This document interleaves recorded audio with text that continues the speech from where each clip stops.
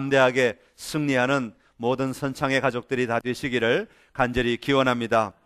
선창이여 복음으로 세워가라. 참 귀한 표입니다. 선창이여 복음으로 세워가라. 여러분은 이 표를 보고 들으시면서 어떤 꿈을 꾸고 계십니까? 복음으로 세워가라. 내 자신이 복음으로 세워갈 그 아름다운 꿈을 여러분 스스로를 꾸고 계십니까? 또한 동시에 내가 다른 사람을 복음으로 세워갈 꿈을 함께 꾸고 계십니까? 저는 2013년도 12월 달에 되면 아마 이런 그림을 보게 되지 않을까 미리 제 마음 가운데 그림을 그려 보았습니다. 모든 성도들이 복음의 감격을 가지고 복음을 선포하며 자신의 삶의 자리에서 기쁘게 살아가는 그런 그림을 봅니다. 모든 목자, 예비 목자들이 자신이 책임지고 있는 모든 성도들을 위해 눈물로 기도하며 그들의 아픔을 내 가슴에 묻고 그들을 안아주고 격려하는 그림을 봅니다. 모든 교회학교 교사들이 학생들의 이야기를 듣기 위해 한쪽 무릎을 꿇고 그 학생들을 바라보며 그 학생들을 껴안으며 그 학생의 이야기를 들어주고 고개를 끄덕이며 함께 섬겨주는 그런 그림을 봅니다. 모든 찬양대원들이나 구석구석에서 섬기는 모든 분들이 기쁨으로 나와 하나님께 찬양하며 교회 구석구석에서 그 기쁨을 나누고 그 웃음을 나누어주고 그 사랑을 나누어주고 서로 격려하며 섬겨주는 그런 그림을 봅니다. 모든 젊은 학생들이 교회에 나와서 서로 격려하며 힘을 얻고 용기를 내어 내일을 위해 기도실에서 기도하며 눈물로 예배하는, 그래서 믿음으로 미래를 꿈꾸는 그런 아름다운 그림을 봅니다. 모든 젊은 부부들이 교회에 나와 우는 아이를 등에 업고 하나님께 예배드리며 이 아이를 하나님께 올려드립니다 고백하며 하나님 앞에서 진정으로 살기 위해 몸부림치는 그런 그림을 보고 있습니다. 모든 어르신들이 구석구석에서 보이지 않는 곳에서 기쁨으로 감사함으로 작은 섬김의 손길을 베풀며 교회를 가꾸고 돌보는 그림을 봅니다. 선창이여 복음으로 세워가라. 이것은 단순히 하나의 표가 아닙니다. 단순히 한번 외치고 마는 그런 소리가 아닙니다. 이것은 하나님이 우리에게 주신 분명히 바라보고 나아가야 될 그림이어야 할 줄로 믿습니다. 우리 다시 한번 같이 고백합시다. 선창이여 복음으로 세워가라. 이제는 그 선창이여 자리에 여러분의 이름을 넣고 한 번 더 고백하기를 원합니다. 혁이여 복음으로 세워가라. 다 또 그렇게 따라 하시면 안 됩니다. 제 이름을 넣으시면 안 되고 여러분의 이름을 넣어서 시작. 또 갑자기 소리가 다시 한 번 더 여러분 자신을 위해 큰 소리로 소리를 내어야 그때부터 용기가 생깁니다. 시작. 혁이여 아멘. 여러분, 이 명령을 감당할 때 일어날 이 아름다운 꿈을 우리 모두가 가슴에 꾸고 가슴에 품고 그 그림을 이루어 나가기 위해 오늘도 한 걸음 한 걸음 내딛는 우리 모두가 될 수 있기를 간절히 소망합니다. 오늘 본문에도 보면 하나님께서 여호수아를 부르시면서 아름다운 그림을 보여주셨어요. 그 그림은 무슨 그림이냐 하면 너희가 차지할 땅이 바로 이런 것이다 하고 보여주시는 장면이 나옵니다. 4절의 말씀인데요, 제가 읽어드리겠습니다. 곧 광야와 이 레바논에서부터 큰 강 곧 유브라데 강까지 해쪽 속의 온 땅과 또 해지는 쪽 대해까지 너희의 영토가 되리라. 사랑하는 성도 여러분, 우리가 복음으로 세워가기 위해서는 지금까지는 땅의 스위치를 켜고 있었다면 이제부터는 하나님 나라의 기준을 가지고 하나님 나라의 스위치를 켜고 살아가는 자들이 되어야 합니다. 그런 의미에서 오늘의 말씀의 제목을 스위치를 켜십시오 그렇게 정했습니다. 여러분의 믿음의 스위치, 하나님 나라의 스위치를 켜시기 바랍니다. 그래서 이 아름다운 꿈을 꾸고 함께 전진하는 멋진 한 해가 될 수 있기를 간절히 기원합니다. 자, 그러면 오늘 우리 말씀을 통해서 우리가 켜야 하는 이 스위치는 어떤 것들이 있는지 좀 살펴보려고 하는데요, 가장 먼저 우리가 켜야 하는 스위치는 동행의 스위치입니다. 한번 따라합시다. 동행의 스위치. 오늘 본문에 보면 5절에 여호와 하나님께서 여호수아에게 분명하게 첫 번째 약속하시는 약속이 있습니다. 그 말씀을 공동번역으로 읽으면 이렇게 번역하고 있습니다. 내 평생에 아무도 내 앞길을 막지 못할 것이다. 내가 모세의 곁을 떠나지 않았던 것처럼 내 곁을 떠나지 않고 너를 버리지 아니하리라. 여러분, 여호수아가 작은 일이든 큰 일이든 언제나 하나님의 사명을 감당할 수 있었던 것은 다른 데 이유가 있지 않았습니다. 여호수아가 이 모든 일을 감당할 수 있었던 데에는 오직 한 가지 사실, 그것은 여호와 하나님이 결코 나를 떠나지 않으신다고 약속하셨고, 그 약속이 실제로 이루어짐을 믿고 그 믿음 안에서 살았고, 실제로 여호와 하나님께서 결코 여호수아를 떠나지 않았기 때문이라고 성경은 우리에게 소개하고 있습니다. 우리가 잘 아는 민수기 13장 14장에 보면 모세가 12명의 정탐꾼을 가나안 땅으로 보내는 것을 보게 됩니다. 가나안 땅을 탐지하고 오라고 말합니다. 그때 10명의 정탐꾼은 갔다 와서 이렇게 말합니다. 우리가 능히 올라가서 그 백성을 치지 못하리라. 그들은 우리보다 강하니라. 그러면서 이스라엘 자손들 앞에서 그 땅이 얼마나 악한지, 그 땅이 얼마나 연약한지 악평을 하게 됩니다. 왜 그렇습니까? 그들은 우리가 싸워야 하는데 우리 자신은 스스로 보기에도 메뚜기 같다, 그렇게 고백합니다. 그러면서 말하기를 저들도 우리를 볼 때 아마 그렇게 여길 것이다, 메뚜기 같이 아주 하찮게 여길 것이다, 그렇게 평가하고 있습니다. 그러나 그 말을 듣는 여호수아와 갈렙은 어떻게 하였습니까? 자기 옷을 찢으며 울부짖으며 이렇게 말합니다. 우리가 두루 다니며 정탐한 땅은 심히 아름다운 땅이라. 여호와께서 우리를 기뻐하시면 우리를 그 땅으로 인도하여 들이시고 그 땅을 우리에게 주시리라. 이는 과연 젖과 꿀이 흐르는 땅이니라. 그렇게 선포하고 있습니다. 다시 말하면 우리를 그 땅으로 인도하여 들이시는 분도 하나님이시고 그 땅을 우리에게 주시는 분도 하나님이시라고 고백하는 것입니다. 그러면서 여호수아가 고백하는 대목이 하나가 더 있습니다. 그들의 보호자는 그들에게서 떠났고 여호와는 우리와 함께 하시느니라. 이것이 여호수아가 담대하게 그 땅을 하나님의 땅, 하나님이 우리에게 주신 땅이라고 선포할 수 있었던 삶의 원리였던 것입니다. 10명의 정탐꾼은 자기들의 키, 자기들의 덩치, 자기들의 사고방식만 가지고 언제나 그 모든 것을 평가하였지만 여호수아와 갈렙은 여호와 하나님이 기준이 되었던 것이죠. 여호와 하나님이 우리와 함께 한다는 확신이 기준이 되었을 때 모든 것을 보는 눈이 달라지게 되었던 것입니다. 하나님의 동행하심에 대하여 분명히 그 마음이 열려있기에, 그 태도가 열려있기에, 이 동행의 스위치가 켜져 있기에 능히 그 땅을 점령할 수 있다고, 그 땅을 차지할 수 있다고, 하나님이 그 땅을 나에게 주셨다고 담대하게 고백할 수 있었던 것입니다. 오늘 본문에서 여호와 하나님은 다시 한번 그것을 확인하고 계시는 것입니다. 너희 동행의 스위치가 켜져 있느냐?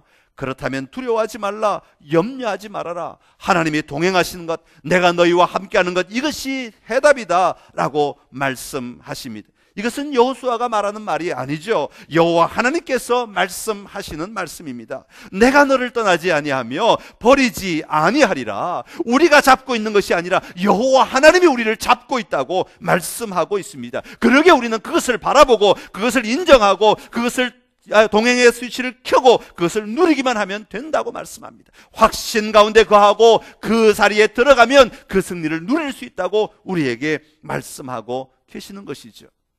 예수님께서 이 땅에 오셨습니다. 2000년 전에 예루살렘에만 오셨다 가신 분이 아니십니다. 그 예수님은 바로 오늘 우리 속에 임하고 계신다고 말씀하십니다. 그래서 예수님을 임마누엘이라 부르고 있는 것이죠. 예수님이 이 땅에 오신 것은 바로 하나님이 우리와 함께 하신다는 증거였던 것입니다. 마태복음 1장 23절에 이렇게 선포하고 있습니다. 우리 같이 함께 읽겠습니다. 보라, 처녀가 잉태하여 아들을 낳을 것이요 그의 이름은 임마누엘이라 하리라 하셨으니 이를 번역한 적 하나님이 우리와 함께 계시다 함이라. 아멘. 할렐루야. 예수님을 임마누엘이라, 하나님이 우리와 함께 계시다. 그러게 우리가 예수님을 믿으면 그 예수님이 우리와 함께 하십니다. 우리가 예수님을 믿으면 하나님이 우리와 함께 하시는 것입니다. 하나님이 함께 동행하시는 것입니다. 그리고 예수님은 말씀하시기를 내가 너희와 영원토록 함께 하겠다고 말씀하셨습니다. 마태복음 28장 19절에서 20절의 말씀입니다. 함께 읽겠습니다.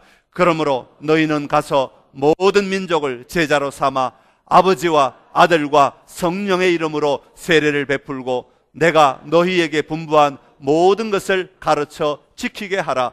볼지어다 내가 세상 끝날까지 너희와 항상 함께 있으리라 하시니라. 아멘. 세상 끝날까지 너희와 항상 함께 있을 것이기에 세례를 베풀라는 것입니다. 내가 너희와 세상 끝날까지 함께 있을 것이기 때문에 내가 너희에게 분부한 모든 것을 가르쳐 지키게 하라는 것입니다. 하나님이 우리와 함께 하시지 않으면, 하나님이 오늘 이곳에 계시지 않으면 세례가 무슨 의미가 있고 우리가 가르치는 것이 무슨 의미가 있겠습니까? 단순히 지식만 가르치는 것으로 끝나고 마는 것입니다.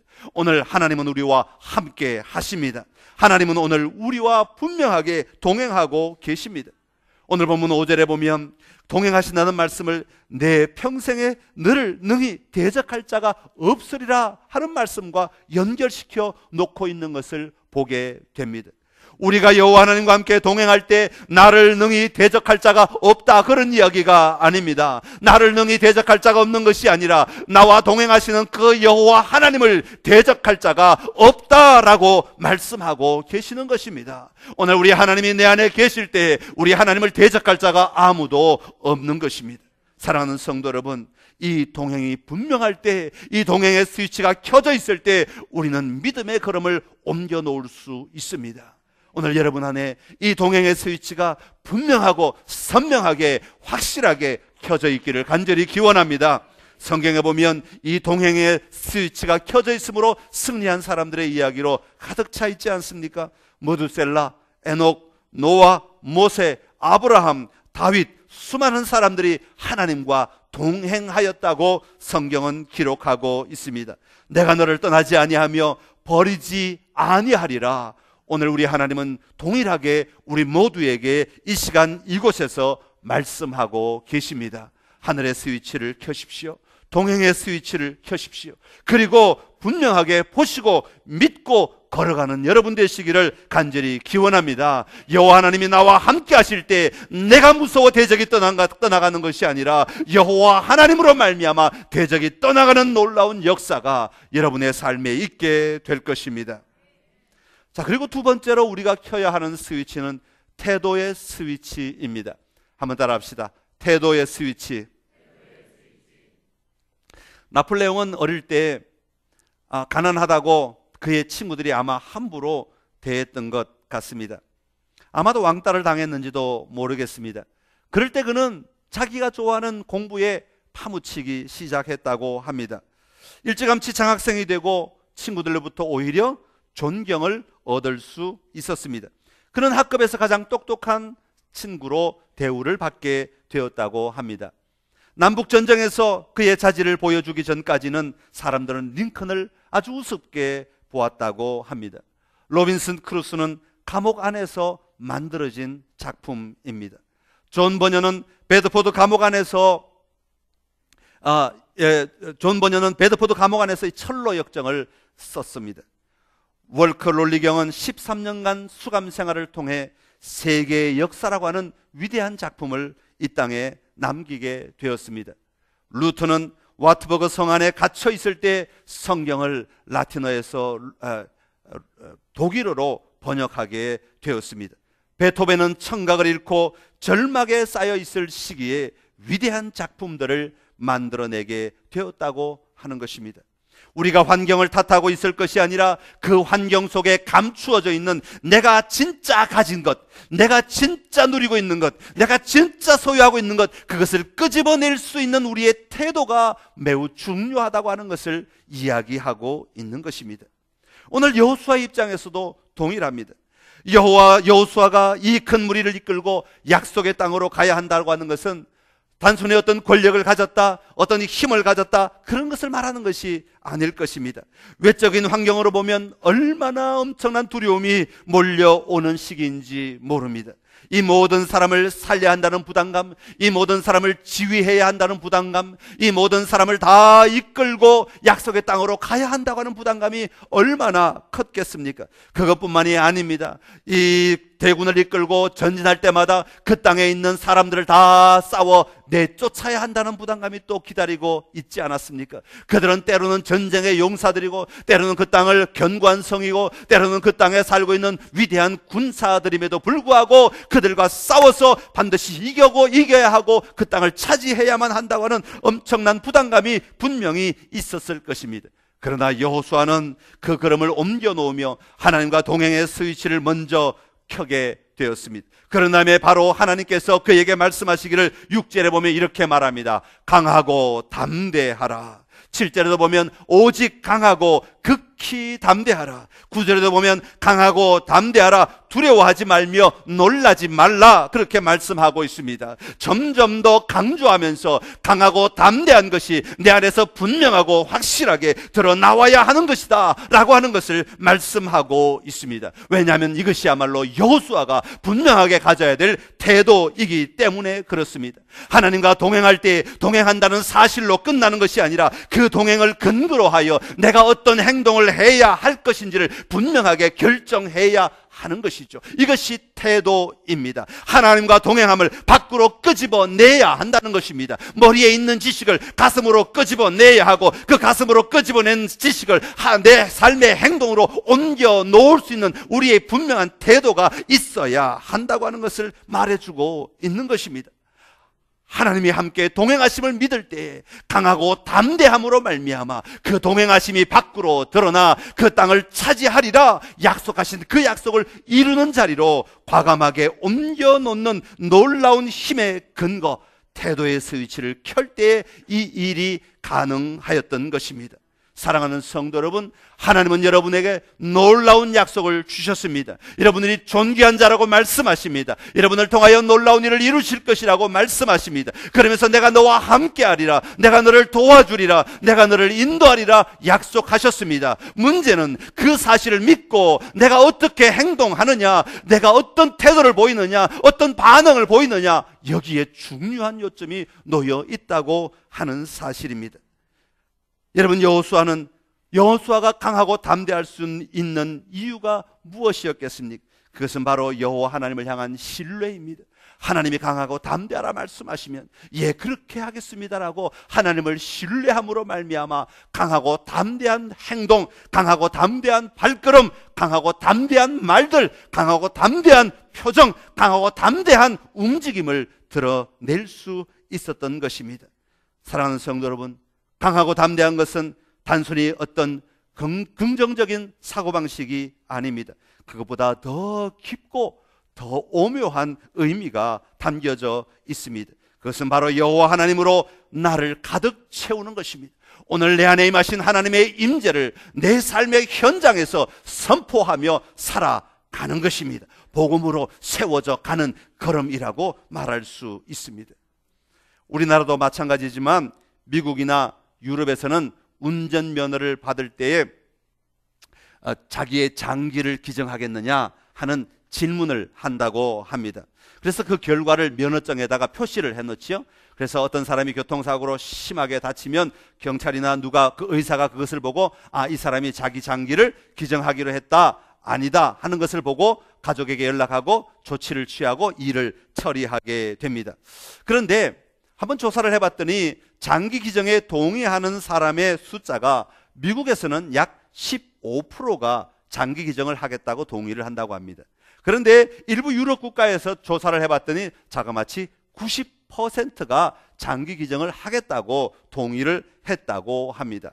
왜 이런 차이가 나타나게 되었을까? 학자들이 연구하기 시작했습니다. 그런데 이 차이가 나타나게 된 데는 중요한 이유가 하나 있는 것을 발견하게 되었습니다. 그것은 뭐냐 하면 그 면허 시험을 칠 때 장기를 기증하겠느냐고 하는 이 질문, 이 물음에 그 이유가 있다는 것을 발견하게 되었습니다.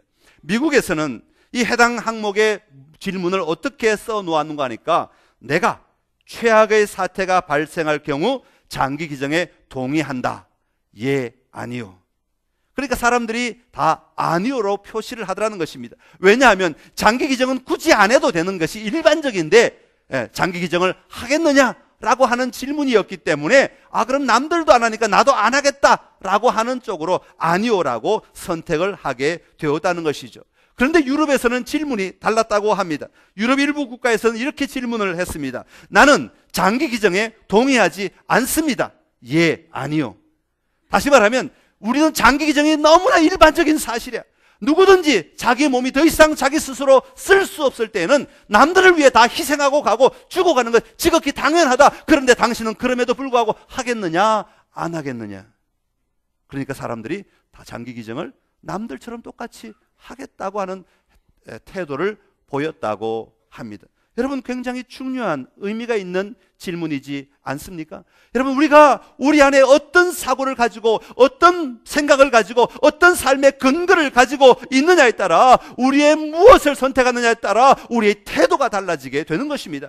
하나님께서 나와 함께 하신다고 분명하게 말씀하셨습니다. 하나님이 나를 도와주신다고 말씀하셨습니다. 하나님이 차지하게 하실 것이다. 하나님이 도와주실 것이다. 하나님이 일하실 것이다. 분명하게 말씀하셨습니다. 동행의 스위치가 켜져 있다면 우리는 반드시 그 동행의 스위치를 기초로 하여 태도의 스위치를 켜야 하는 것입니다. 강하고 담대하라 말씀하시면 예, 그렇게 하겠습니다. 왜? 하나님이 다 일하실 것이기 때문에, 하나님이 다 약속하셨기 때문에, 하나님이 다 이루어 놓으셨기 때문에, 하나님이 다 허락하실 것이기 때문에 예, 나는 강하고 담대하기만 하면 됩니다 라고 하는 이 태도의 결정을 하면 된다는 것입니다.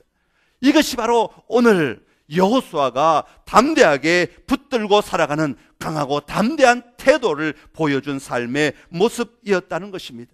사랑하는 성도 여러분, 여러분의 삶 가운데도 이 태도의 스위치를 잘 켤 수 있기를 간절히 기원합니다. 강하고 담대하라고 명령하셨을 때 하나님은 팔짱 끼고 쳐다보시기 때문에 강하고 담대해서 너 혼자 일하라 그렇게 말씀하지 않으십니다. 우리 하나님은 그 모든 삶의 자리에 이미 일하고 계십니다. 하나님은 모든 것을 예비해 두셨습니다. 하나님은 모든 것을 다 기초로 세우셔서 모든 것을 다 허락해 주셨습니다. 우리가 할 일은 우리의 태도, 그 말씀에 기초하여 우리의 태도만 바꾸기만 하면 됩니다. 강하고 담대하게 서서 하나님 일하여 주십시오. 하나님 역사해 주십시오. 하나님 만들어 주십시오. 하나님 누리게 하여 주십시오. 하나님 그 땅을 차지하게 하여 주십시오. 내가 그렇게 강하고 담대하게 내 걸음 옮겨 놓겠습니다 말하면 되는 것입니다.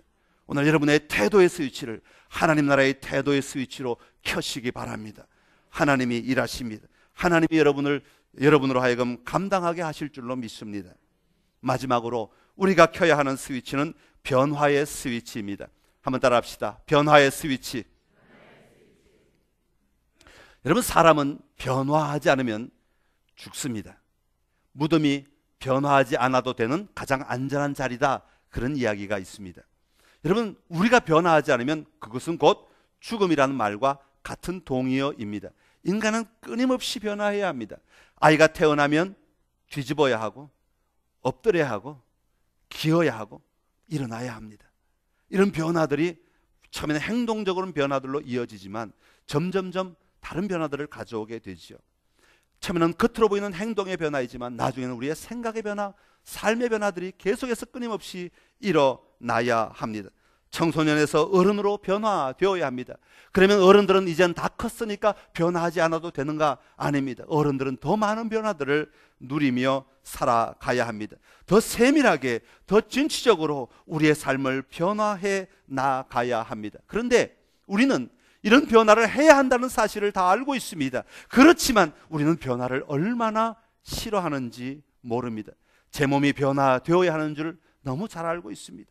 제 체질이 변화되어야 하는 것 너무나 잘 알고 있습니다. 그러나 그 변화의 자리로 나를 내어놓는 데는 소극적이다, 그런 이야기입니다. 운동하는데, 또 내 몸을 잘 다스리는데, 통제하는데, 아니면 긍정적으로 사용하는데 우리는 굉장히 수동적이다 하는 이야기입니다. 그냥 그대로 있고 싶어 합니다. 그러나 하나님은 우리가 언제나 변화하라고 말씀하고 있습니다. 그런데 문제는 변화하기는 변화하되 우리가 그냥 되는 대로 아무렇게나 뭔가 감당하면서 자기 생각대로 마음대로 변화하면 되느냐, 그게 진짜 변화냐, 그게 바른 변화인가 하는 문제입니다. 오늘 성경에 보니까 그것은 아니라고 말합니다. 오늘 성경에 보니까 여호수아에게 하나님은 변화하라고 말씀하시면서 그 변화의 기준을 아주 분명하게 제시하고 있습니다. 그것은 무엇이냐 하면 7절의 말씀입니다. 오직 강하고 극히 담대하여 나의 종 모세가 내게 명령한 그 율법을 다 지켜 행하고 우로나 좌로나 치우치지 말라. 그리하면 어디로 가든지 형통하리라 말씀하고 있습니다. 여호수아가 붙들어야 하는 변화의 모습은 바로 하나님의 말씀이라고 말하고 있습니다. 하나님의 말씀대로 살면 너희가 계속하여 변화되고 너희가 계속하여 성장하고 너희가 계속하여 성숙하여 하나님이 주시는 이 모든 땅을 얼마든지 누릴 뿐 아니라 어디로 가든지 형통한 삶을 살게 될 것이라고 말씀하고 있는 것이죠. 여러분, 오늘 우리가 하나님의 말씀을 들었습니다. 하나님의 말씀을 소유했습니다. 여러분, 하나님의 말씀이 오늘 여러분을 변화시키고 있습니까? 하나님의 말씀이 오늘 여러분의 생각을 변화시키고 있습니까? 하나님의 말씀이 오늘 여러분의 행동을 변화시키고 있습니까? 하나님의 말씀이 오늘 여러분의 어떤 결정을 변화시키고 있습니까? 하나님의 말씀이 오늘 여러분은 다른 사람을 향한 행동을 변화시키고 있습니까? 과연 하나님의 말씀이 머리에만 있습니까? 아니면 우리의 삶을 변화시키는 참된 기준이 되어 있느냐 하는 것입니다.